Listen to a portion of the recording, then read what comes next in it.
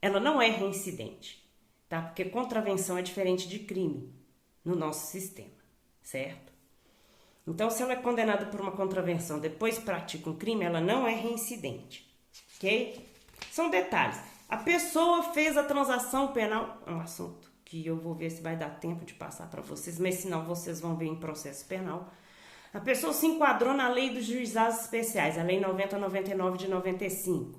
Ela foi e fez transação penal, ou teve suspensão do processo, ou qualquer outra prerrogativa dessas, né? Qualquer outro benefício desses. E aí ela vai e pratica outro crime, ela também não é, se ela enquadrou na 9099, nos juizados especiais criminais, e depois ela praticou um crime, ela também não é reincidente, ok? Atenção a essas coisas. Bem, agora vamos entender os efeitos da reincidência, né? De certa forma, como isso é aplicado, como isso acontece. Tem muitos, né? Só da gente perceber os artigos 32, 33, a gente já vê ali, e outros seguintes, a gente já vê o poder que tem para acabar com uma pessoa a reincidência, né? Então, o artigo 64 fala: para efeito de reincidência, 1. Não prevalece a condenação anterior se entre a data do cumprimento ou extinção da pena e a infração posterior tiver decorrido período de tempo superior a 5 anos, computado o período de prova da suspensão ou do livramento condicional, se não ocorrer revogação. Bem, gente, isso aí é o seguinte: essa questão da suspensão da pena, chamado sursi, e o livramento condicional, nós vamos ver especificamente daqui a poucos dias, tá? Mas o que eu quero mostrar aqui para vocês é que o mais importante disso é o seguinte: a pessoa teve uma condenação transitada em julgado, beleza? Ótimo. Aí ela teve uma pena, ela cumpriu a pena, seja lá de que forma foi, que regime foi, não interessa. A pena dela foi cumprida. O dia que a pena dela acabou de ser cumprida, contado esse dia, 5 anos depois, 5 anos e um dia, 6 anos, 7 anos, deu 5 anos e um dia, deu 5 anos, a pessoa, e ela não praticou outro crime nesses 5 anos, ela volta a ser primária. De novo, a pessoa praticou um crime, foi condenada, condenação transitada em julgado, cumpriu a pena, direitinho, seja lá de que forma foi, cumpriu, tá lá constando que cumpriu. O dia que terminou de cumprir a pena, passados 5 anos e um dia, a pessoa volta a ser primária, se ela não praticou durante esses 5 anos outro crime.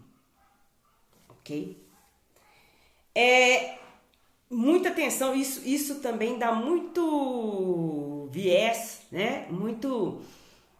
Muita lacuna, muita ideia para prova, para concurso, né? Questões de prova, etc e tal. Bem, o inciso segundo, ele é interessante, que ele fala: não se considera os crimes militares próprios e políticos. Os crimes militares e os crimes políticos não entram nessa contagem. Posso falar de antemão já, para já resolver isso, que os crimes militares e os crimes políticos, eles não se enquadram na legislação comum. Então, tudo isso que a gente fala aqui do Código Penal são para crimes comuns, são para esses crimes aqui. Os crimes militares e os crimes políticos não seguem esse regramento contido no Código Penal, certo? Bem, gente, vamos ver agora. A gente viu as circunstâncias agravantes e agora a gente vai ver as circunstâncias atenuantes. Atenção, circunstâncias atenuantes são totalmente diferentes de causa de diminuição de pena. As causas de aumento não são agravantes. As causas de diminuição não são atenuantes. Já vou dizer a diferença de uma vez. As causas agravantes e atenuantes estão na parte geral do Código Penal, é o que nós estamos vendo agora. Elas estão inseridas até o artigo 120, né? Elas estão aí no 61, 65, não é isso? 61, 62, 65. As causas agravantes e atenuantes. As causas de aumento e diminuição de pena estão na parte especial, ou seja, do 121 para frente, nas descrições complexas dos crimes, ok?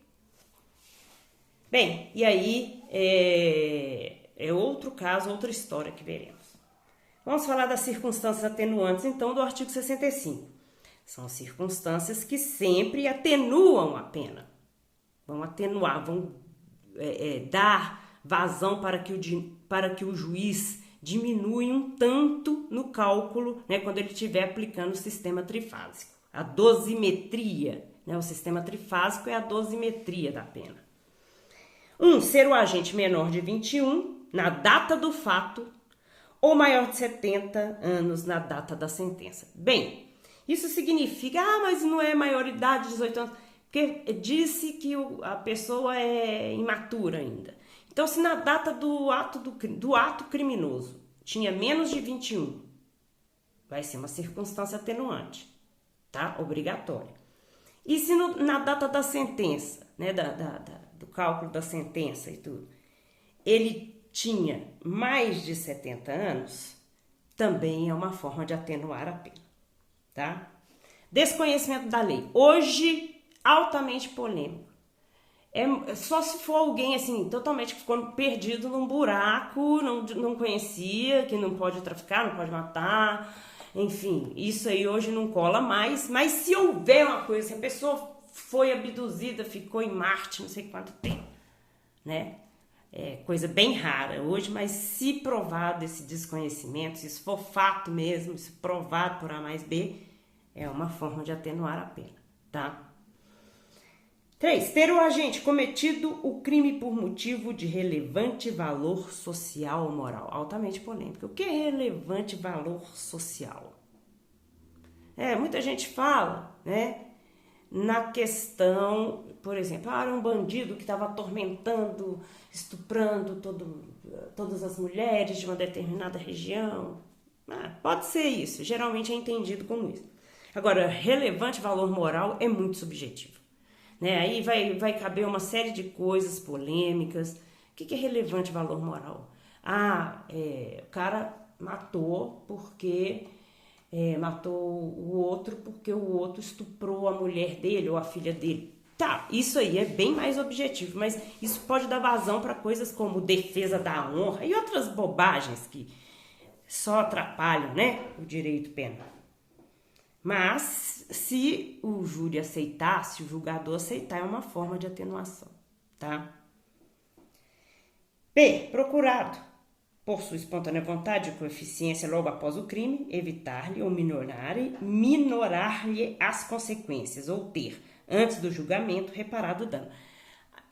É o seguinte, tá bem circunscrito ali no artigo, né, os artigos 15 e 16, mas aqui no caso é um caso específico, muito voltado para crimes contra o patrimônio, principalmente crimes contra a administração pública, tá? Ou então feriu alguém, né, atropelou e levou para o hospital, enfim, né? Jogou uma faca, jogou uma bomba, e aí, meu Deus, arrependeu na hora, foi lá, minorou, né, as causas, atendeu, pagou o tratamento, enfim, se relaciona a isso. E muito, como eu disse, a crimes contra o patrimônio, contra a administração pública. C. Cometido crime sob coação a que podia resistir, porque a coação irresistível, que você não tem como resistir, você não é culpabilizado pelo crime, porque você não tem responsabilidade direta nele. Você não tem como recusar, você não tem como deixar de fazer. Não é razoável, né, que você, por exemplo, se você está coagido, se você não fizer isso, eu te mato aqui agora. Então, você não tem escolha, certo? Então, essa é coação irresistível, e isso isenta de pena. Aqui a gente está falando de coação que podia resistir, ou seja, uma coação, se você forçasse ali um pouquinho, resistisse, né, você não faria tal coisa. Mas a coação resistível, sendo comprovada, ela atenua a pena. Ou incumprimento de ordem de autoridade superior, só uma autoridade superior, não é aquela que tem um poder enérgico sobre você, tá? Então, se você praticou um crime porque seu chefe mandou, você vai ter uma atenuação. Ou sob influência de violenta emoção provocada por ato injusto da vítima. Gente, violenta emoção logo após é provocado por ato injusto da vítima. É como se fosse uma reação impensada, né? Você foi provocado de forma que você explodiu, você não teve tempo de raciocinar, você não teve tempo de ser racional. Isso também atenua a pena. O negócio é provar um troço desse. D. Confessado espontaneamente perante a autoridade a autoria do crime. A confissão espontânea é uma forma de atenuação e é bem usada, tá, gente? Cometido crime sob influência de multidão em tumulto, se não o provocou. Sabe aquelas coisas de rixa, aquele tumulto, jogo de futebol, né, corre para roubar supermercado? Antigamente no Rio de Janeiro tinha muito isso. Então, aquela multidão. Então, se você não provocou, né, ou então caminhão de carne capota, aí vem a galera pegar picanha e tal, aquele monte de coisa, de gente e tal. A pessoa que praticou assim também tem atenuação na pena, a não ser que ela tenha provocado o tumulto. Gente, é muito importante que no artigo 65, no artigo 61 e 62, a gente faça esses exercícios, principalmente relacionando ao crime de homicídio. Então, como eu disse, eu vou deixar os exercícios para vocês e depois eu vou fazer um vídeo só corrigindo os exercícios, tá? Como uma forma de verificação da aprendizagem.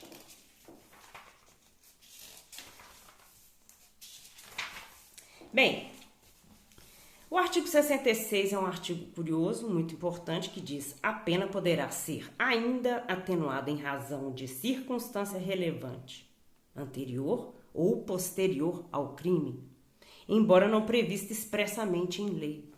Então, por exemplo, se tiver algum fato, alguma circunstância, algo que mesmo não estando previsto na lei, faz o crime ser mais entendido, ser mais justificado,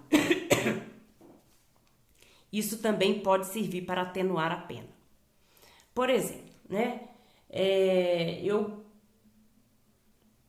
pratiquei esse roubo, né, ou esse furto, porque a pessoa que eu roubei tinha me roubado muito mais. Né? Tipo isso. A pessoa não vai deixar de ser punida, mas ela vai ter uma atenuação, né? Eu pratiquei esse crime porque essa pessoa agrediu uma outra pessoa que eu gosto muito, agrediu, acabou com ela. Pode ser entendido como uma forma de atenuação, desde que convença, né? E seja provado. Tudo depende disso. Por fim, meus queridos alunos, vamos tratar de um concurso. O que é concurso? Que ocorre no mesmo tempo de circunstâncias agravantes e atenuantes. Isso está no artigo 67, tá? Ele diz o seguinte, eu vou fazer a priori parece bem difícil de interpretar, entretanto, eu vou dar uma interpretação bem mais facilitada dentro do que ele realmente quer dizer. No concurso de agravantes e atenuantes, a pena deve aproximar-se do limite indicado pelas circunstâncias preponderantes. Tá? Que é isso? Circunstâncias preponderantes. O próprio artigo nos ensina.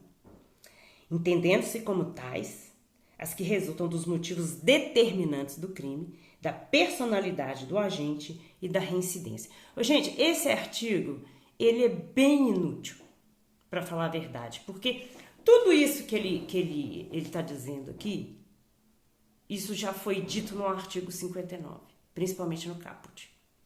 Então, o que ele está dizendo é que quando você tem, ao mesmo, né, no mesmo crime, circunstâncias atenuantes e circunstâncias agravantes, você deve levar em consideração mais aquelas que deram motivo ao crime, aquelas relacionadas à personalidade do agente e se esse agente era reincidente ou não.